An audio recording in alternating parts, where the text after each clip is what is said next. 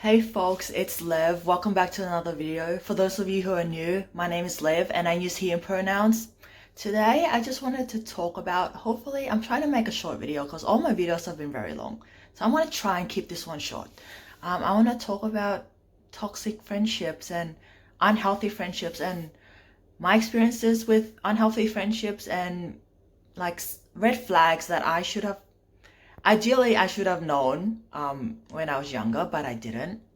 I didn't know about these red flags until I actually been through it and realized, wow, this person is not good for me anymore. So let's start. So firstly, how do I define toxic or unhealthy friendships? Well, to me, it means like friendships that are usually one-sided and one party is just like carrying most of the way in the friendship and the other person is just like sort of tagging along but they don't really care about it. It's not a balanced friendship. That's really unhealthy to me. Just it's not balanced and the give and take ratio is completely off. And yeah, basically just a friendship that's imbalanced and not reciprocal. So the first sign for me is they're only interested in being my friend or continuing this friendship or even starting this friendship with me is so they can take advantage of me and use me. So I remember in first year in uni, I was a really naive kid, by the way, that's some context. I was a really naive kid. I had really bad social anxiety. I didn't know how to say no to people. People stepped on me a lot, like I'm a doormat. I was just really submissive and passive and I didn't really stand up for myself, and that's how people saw me as an easy, vulnerable target to like take advantage of. So the first sign is they're only interested in being my friend if they can take advantage of me. So in first year in uni, I met this person. I thought they had good intentions. We were talking. It was like a nice friendship. It wasn't like a deep friendship, but it was a nice like casual friendship, uni friend. And they asked me for help a lot, like ridiculously. And I didn't realize that at the time that they were taking advantage of me. But then they asked me for help a lot and I keep saying yes because I felt bad saying no because I had that tendency. And what I realized is I got sick of like them. I realized they were taking advantage of me. I got sick of it. I stopped talking to them. I stopped helping them. I started saying, no, I can't help you. I can't help you. No. And then they stopped talking to me altogether. They cut contact with me. They ghosted me. Ever since I stopped helping them, it's like they couldn't take advantage of me anymore. And they're like, okay, you're useless to me now. Bye. And then they ghosted me. So that's toxic because they don't actually care about me. They only pretend to be my friends so they can use me. That's the first sign. The second thing is that conversations, hangouts, catch-ups, all of that social stuff, it only happens when you initiate.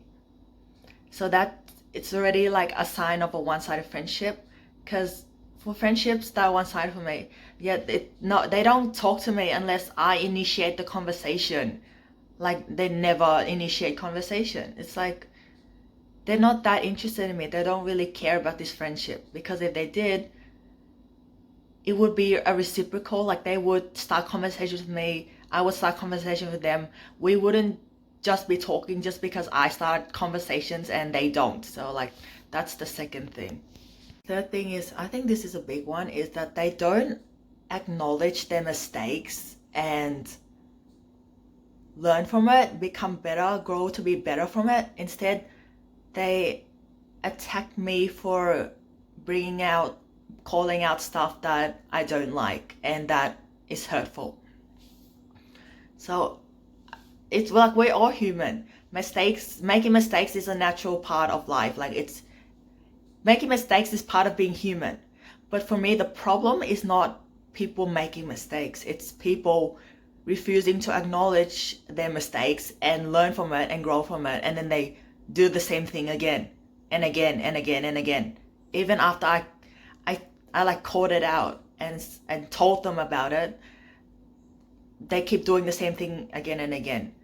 And there was one person where I told them about their mistakes. Like, I don't like this, doing these things in this friendship really hurt me.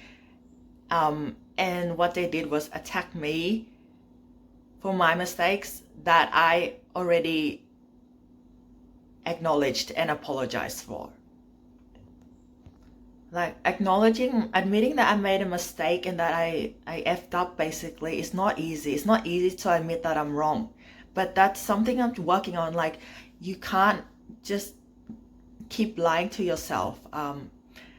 So like, it hurts for me to say that I made a mistake and that I messed up, but that's how I grow to be better as a person. And it also shows that I'm human and I make mistakes, and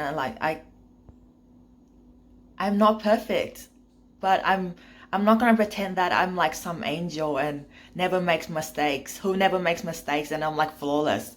I don't do that.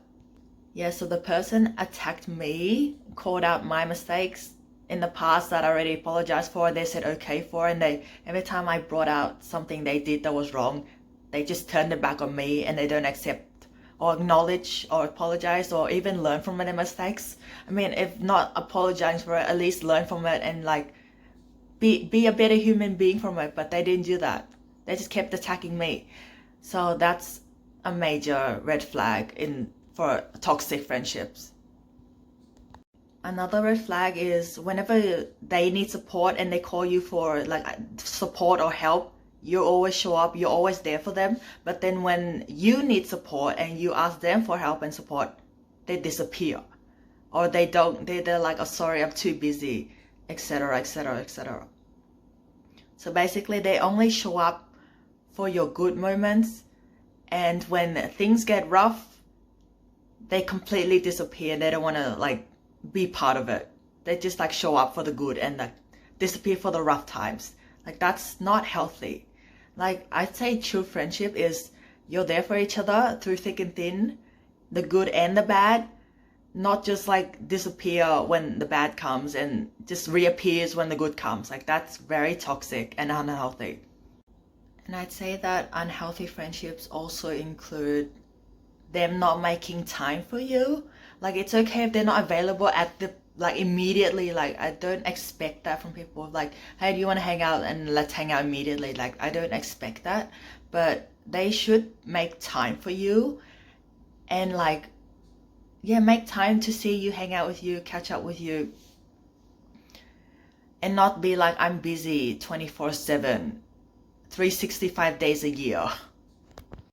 I might have touched on this before, but another thing is, yeah, I did mention this at the start about the friendship imbalance.